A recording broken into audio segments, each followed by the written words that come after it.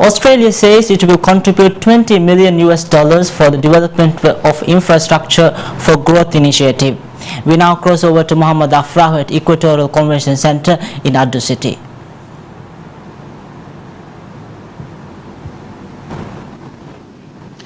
Zia, what we saw here at the closing session of the 17th SAARC Summit was a startling announcement by the Australian delegation. The head of the Australian delegation said that Australia will contribute $20 million for the development of the infrastructure for growth initiative.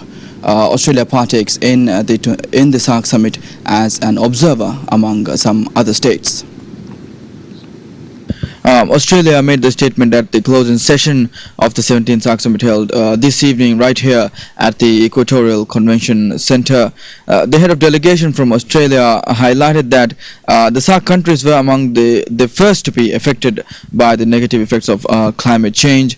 Speaking about regional cooperation in the region, the official said that connectivity was the way forward and that the South Asia region had a lot to gain from regional cooperation. And so today I am pleased to announce a $20 million contribution over the next 2 years to extend the Infrastructure for Growth initiative for South Asia. Our total contribution to this initiative will be almost $40 million over 6 years. A key pillar of this initiative is support for improving regional connectivity in South Asia. Connectivity can be a powerful tool for increasing growth, reducing the gap between leading and lagging regions, and reducing the vulnerabilities of the poor.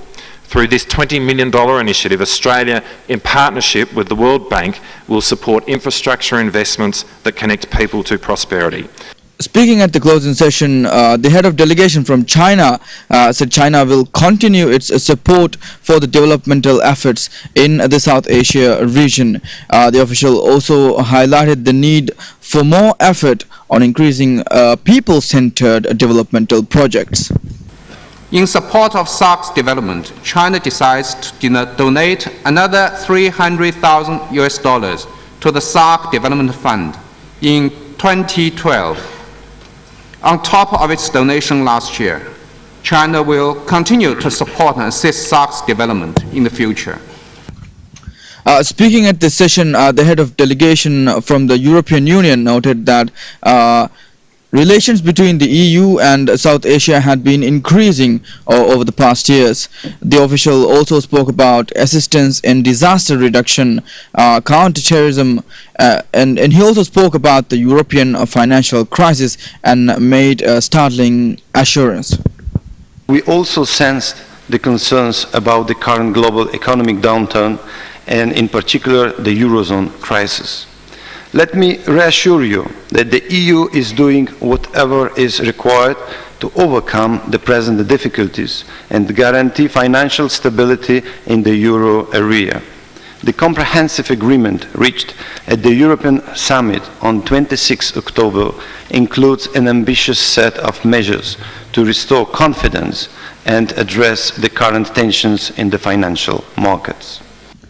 The head of delegation from Japan firstly offered sincere thanks from the government and the people of Japan for the assistance the countries of South Asia and also the rest of the world put forth following the earthquake in Japan earlier this year. He said Japan will never forget the donations and assistance provided to them, put forth, and said it will assist the South Asian region in many areas including peace and security and also the fight against piracy. I would like to reiterate the profound gratitude of all the Japanese people for the compassion, solidarity, and the support shown by all SAARC countries and observers in the wake of the Great East Japan earthquake. Just as one example, the Maldives has kindly provided us with around 690,000 tuna cans in addition to a generous monetary donation.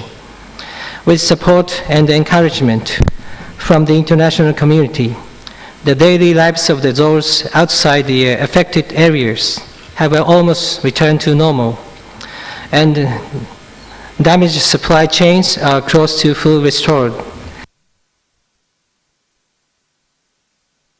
addition to this, heads of delegations from the Islamic Republic of Iran, Korea, Mauritius, Myanmar, Turkey, and also the United States of America spoke at today's session. Back to you, Zia. Thank you, Afra.